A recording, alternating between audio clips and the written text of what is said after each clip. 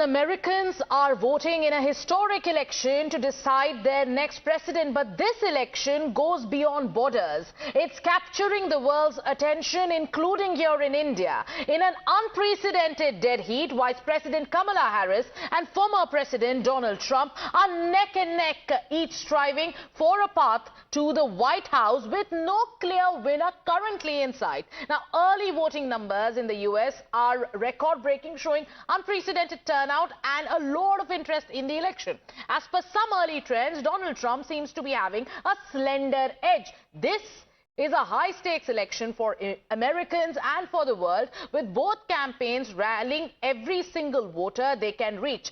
In this race, which is a very tight one, every vote could be the one that tips the balance, and that's something we in India can appreciate, having seen close contests in our own elections. Now, for India, a nation that values its partnership with the United States, the outcome of this race is going to be pivotal, with both Kamala Harris and Trump representing very different directions for the U.S.-India relations. Now, in key battleground states like Georgia, North Carolina, Michigan, Pennsylvania, both the candidates are fighting tooth and nail. Now, Harris seems to be having a slight lead in states like Nevada and North Carolina, but Donald Trump has the edge in Arizona and in Michigan and Pennsylvania, two states that could ultimately decide the election. The candidates are locked in an intense contest, with multiple polls showing a near-perfect split. Now let's talk about the Indian Americans who have emerged as a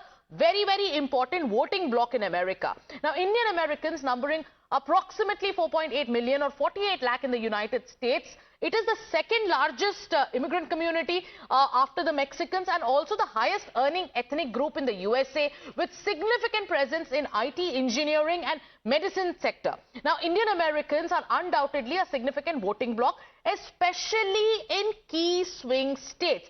Their votes in these swing states can influence the election outcomes. Now, Indian Americans have traditionally voted for the Democrats, but this election seems to be different.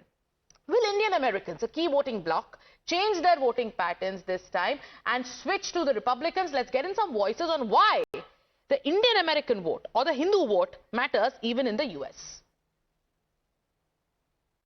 The race is very, very tight in the battleground states. There's no question about it. The Hindu and Indian vote in the battleground states, which is almost 1 million votes in the battleground, 7 battleground states, when you combine them.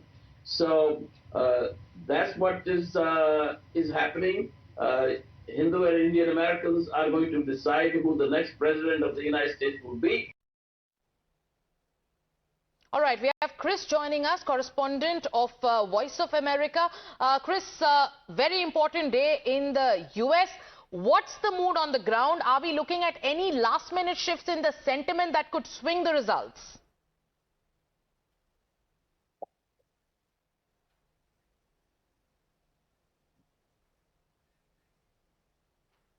All right, so Chris, welcome to Times Now. Correspondent of Voice of America joining us live. Chris, it's polling day, and what is the mood on the ground? Any last-minute shifts in the sentiment that could swing the results?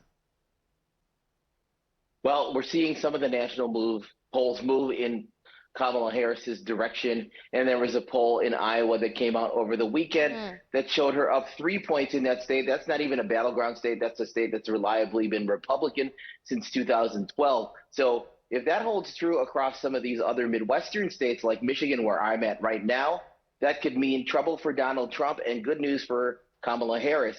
But as far as the mood on the ground, in a state like Michigan, which is a battleground state, as I've said, they are just ready for it to be over. They've been inundated with tons of political ads for both candidates, very harsh words on immigration, the border, whether Donald Trump is a threat to democracy from the Democratic side, and not just the presidential candidates, but the congressional candidates who are running in the Republican and Democratic races. And Michigan is one of the states that has an open Senate seat. So the result of that race could help determine control of the Senate. Absolutely. And you're talking about the key swing states, and all eyes are on these states, be it Michigan, be it Pennsylvania or Georgia, that are up for grabs. How crucial are these states today? Could they flip the final outcome? Yes, absolutely, because Donald Trump took the so-called blue wall. He broke the blue wall of Pennsylvania, Wisconsin, and Michigan in 2016. And then in 2020, during COVID, current President Joe Biden rebuilt the blue wall. And, you know, that map that you have up tells the story. The candidates have to get, the winning candidate has to get to 270 electoral votes. And the path is through those states, because California, it has 54 votes, and that's going to be blue, and Texas has 40, and that's going to be red. So they've got to go through states like Pennsylvania, Georgia, North Carolina, Michigan, and Wisconsin. Absolutely. Now, let's talk about the India viewpoint and the India perspective. India has a lot at stake at this point of time. How do you look at the U.S.-India ties? Will they evolve, with a Harris versus a Trump return? If you could just decode that for our audiences. Yeah, sure. I mean, I would expect that under a Harris presidency, experts believe that their approach will continue, and the Biden approach has been to have these overlapping multilaterals like the Quad, AUKUS. So expect that approach to continue, whereas Donald Trump has more of a unilateral approach. You know, he has a very good relationship with PM Modi, so, you know, he thinks he can get into a room with him and, you know, charm him, and they can just agree on things that they want, you know. So, you know, whether something's in their mutual interest, you know, that's how Donald Trump operates. You know, we've seen it with him, you know, unconventionally meeting with North Korean dictator Kim Jong-un. So he just believes that only he can fix things. That's his approach. And he doesn't believe in conventional diplomacy. He believes in just sitting down face to face, one-on-one. Right. So, you know, when it comes to Kamala Harris, her Indian roots have often been highlighted and discussed. Now, if she wins, should India expect continuity in the U.S.-India ties as we saw over the last few years, or might her heritage bring, a fresh approach and deepen the relationship further? Yeah, that remains to be seen, because she really hasn't made a big deal of it on the campaign trail.